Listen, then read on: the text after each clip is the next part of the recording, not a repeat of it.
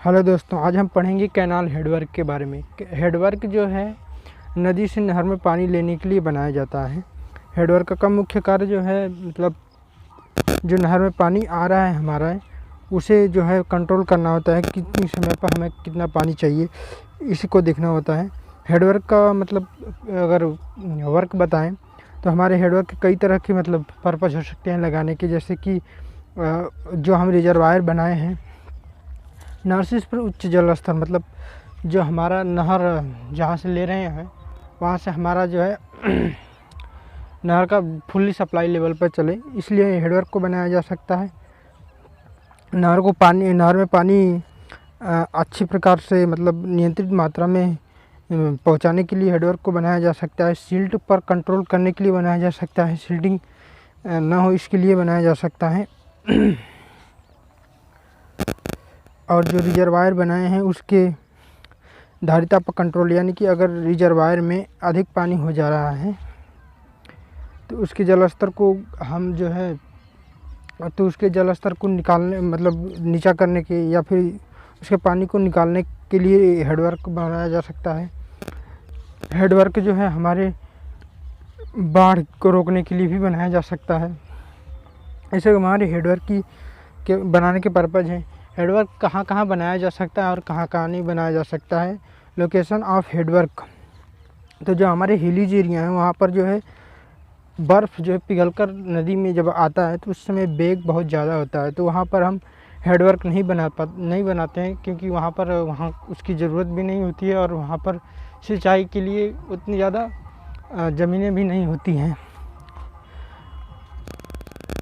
सब माउंटेनियस या boulder stage में हेडवर्क बनाया जा सकता है, लेकिन जब पहाड़ों से निकलकर पानी जो है अगर देखा जाए सब माउंटेनियस सॉइल में आती है तो वहाँ पर जो बोल्डर वहाँ की सॉइल जो है बड़े बड़े कणों से मिलकर बनी होती है, जिससे सीपेज वहाँ पर ज़्यादा होता है और रिस्क का पानी जो है काफ़ी ज़्यादा नुकसान होता है। तो वहाँ पर भी हमारी जो है हेडवर्क बनाना अच्छा नहीं रहता है। इसके बाद हम बात करें अगर एलुवियल सॉइल में, तो यहाँ पर बनाया जाता है। यहाँ पर काफ़ी ज़्यादा मतलब रिक्वायरमेंट भी होती है हमारी हेडवर्क बनाने की, क्योंकि यहाँ पर हमें पानी भी चाहिए होता है सिंचाई के लिए, और यहाँ की सॉइल उतनी ज़्यादा जो है सीपेज नहीं करती है, क्योंकि ये छोटे छोटे कणों से मिलकर बनी होती है। इसमें ये है। इसके बाद आगे चलें तो डेल्टा स्टेज में जब नदियों के पास जाकर नदी का पानी मिलता है तो वहाँ पर भी हेडवर्क बनाने का कोई काम नहीं होता है, क्योंकि वहाँ पर नहर के पानी का वेग बहुत कम हो जाता है। वहाँ पर उसे रोकने से भी वहाँ पर जितना ज़्यादा सफिशिएंट मात्रा में पानी हम रोक नहीं पाएंगे, इसलिए वहाँ पर भी हमारा हेडवर्क बनाना अच्छा नहीं रहेगा। सिलेक्शन ऑफ साइट हेडवर्क को चुनने के लिए हमें कौन कौन सी जगहों को हम चुन सकते हैं।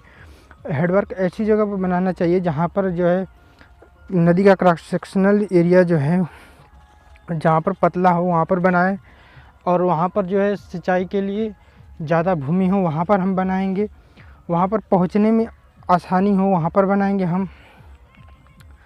इन सब बातों को ध्यान में रख कर के हम हेडवर्क का निर्माण करते हैं।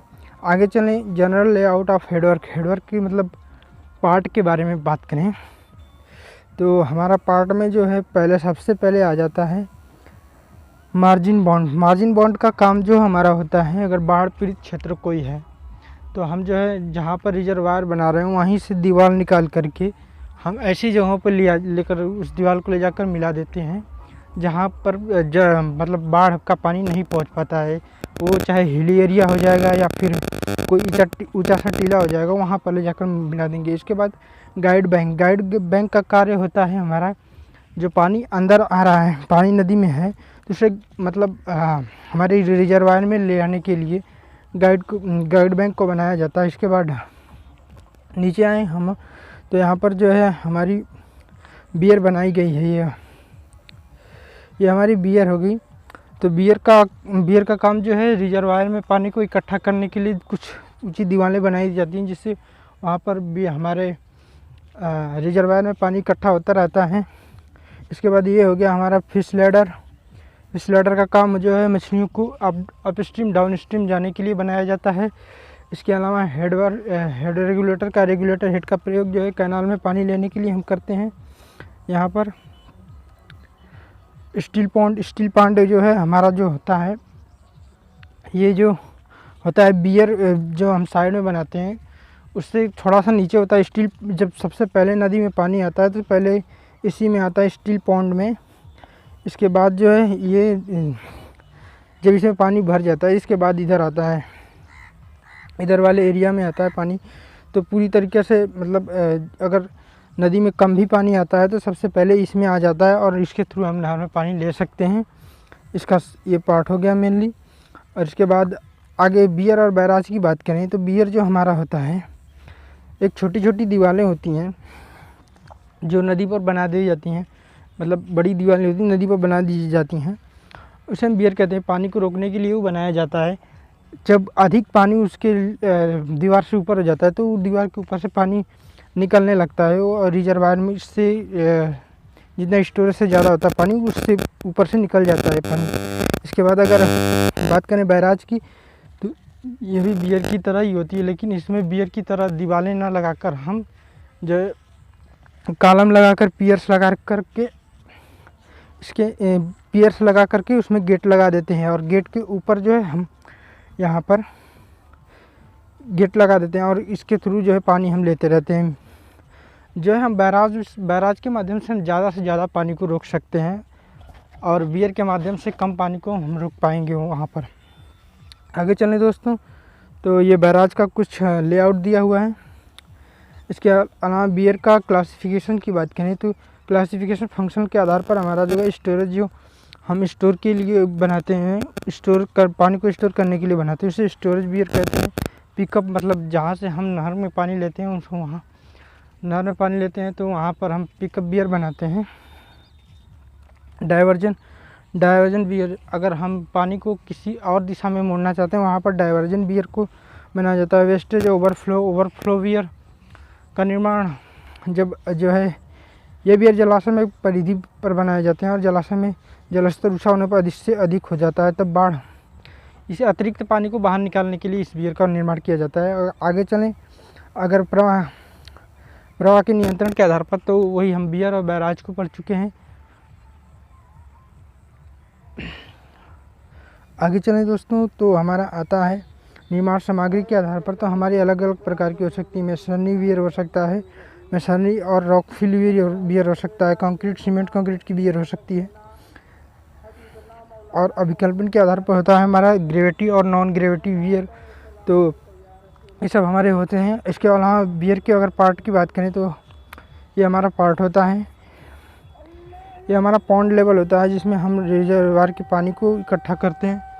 जिस लेवल तक वो पानी उसमें रुका रहता है उसे हम कहते हैं पॉन्ड लेवल कहते हैं। यहाँ इसे अपस्ट्रीम के नाम से भी जाना जा सकता है। ये आपका शटर होता है। इसके अलावा ये डाउन स्ट्रीम जहाँ नदी में जहाँ बियर बना चुके हैं उसके बाद वाला जो पोर्शन होता है उसे हम डाउन स्ट्रीम बोलते हैं। तो ये हमारा होता है कुछ पार्ट। अगर बियर और बैराज के अंतर की बात करें तो वही है, हमारा बियर जो है हमारा एक दीवार होती है चिनाई की और बैराज हमारा गेटों के द्वारा बनाया जाता है। बियर में हम कम ऊंचाई तक जल को भर सकते हैं, बैराज में अधिक ऊंचाई तक जल को भर सकते हैं। बियर में एफ्लेक्स होता है, जैसे कि अगर अवरोध आ जाए, नदी का पानी कुछ और लेवल पर आ रहा है, इसके बाद अगर हम उसे अवरोध करके अगर भेजें तो नीचे जो पानी जाएगा उसके बाद वाले में तो वो उसमें उसके तल में गिरावट आ जाएगी। मान लीजिए ये हमारा हो गया बियर। इसके बाद यहाँ से अगर नदी की पानी आएगी, नदी का पानी ये का लेवल ये है कि अवरोध के कारण यहाँ से टकराएगी, जब तक यहाँ भर जाएगी इसके बाद ये ऐसे जाएगी तो इसका लेवल में गिरावट आ जाएगा। तो हमारा होता है। इसके अलावा बैराज जो होता है उसमें जो है उसमें भी पानी का गिरावट आता है, लेकिन उसमें नीचे से पानी निकलता है। बैराज की निर्माण लागत अधिक होती है, बियर की कम होती है। बियर की कम होती है, बियर को निर्माण में कम समय लगता है, उसके निर्माण में अधिक समय लगता है। डिवाइड वॉल का प्रयोग जो है हम डिवाइड वॉल का प्रयोग जो है हम करते हैं उसके क्या बोलते हैं स्टील पॉन्ड और मेन वियर को अलग करने के लिए। इसके अलावा आगे चलें तो अंडर स्लूस और स्कोरिंग, जो हमारा स्टील पॉन्ड है उसमें जो पानी मतलब स्टोर होता है उसे ही अंडर स्लूस या स्कोर स्लूस कहते हैं। शांत कुंड में जमी हुई सिल्ट को स्लूस के गेट से उठाकर बाहर निकाल दिया जाता है। वही है उसमें है उसे बनाने का कार्य क्या है इसके बारे में इसमें दिया गया है। आगे चलें दोस्तों तो फिश लैडर का प्रयोग जो है मछलियों को डाउन स्ट्रीम अप स्ट्रीम जाने के लिए प्रयोग किया जाता है। होता क्या है कि जब मछलियों को ठंडा मतलब विंटर के सीज़न में पानी कम पड़ जाता है डाउन स्ट्रीम में, तो वो अप स्ट्रीम चली जाती हैं और उसके बाद जब बरसात के समय में आ जाता है तो वो डाउन स्ट्रीम में चली जाती हैं अधिक पानी होने के कारण। तो हेड रेगुलेटर, आगे चलें। हेड रेगुलेटर जो हमारा होता है कैनाल में पानी लेने के लिए बनाया जाता है। हेड रेगुलेटर को बनाया जाता है और इसे कंट्रोल किया जाता है कि हमें कैनाल में कितना पानी को लिया जाता है। फिश लैडर कुछ ऐसा होता है हमारा।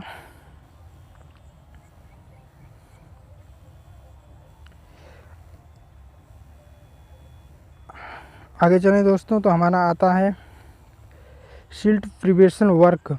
सिल्ट को कैसे हम निकालेंगे उसको नियंत्रण करने के लिए, तो पहले शांत कुंड है अगर जल है तो उसमें जो इकट्ठा सिल्ट होती है उसे विभाग द्वारा और स्लूस हेड के मध्य घिरे हुए पॉकेट शांत कुंड को स्टील पॉन्ड कहते हैं। इस भाग को सामान्यतः स्लूस बंद रखते हैं।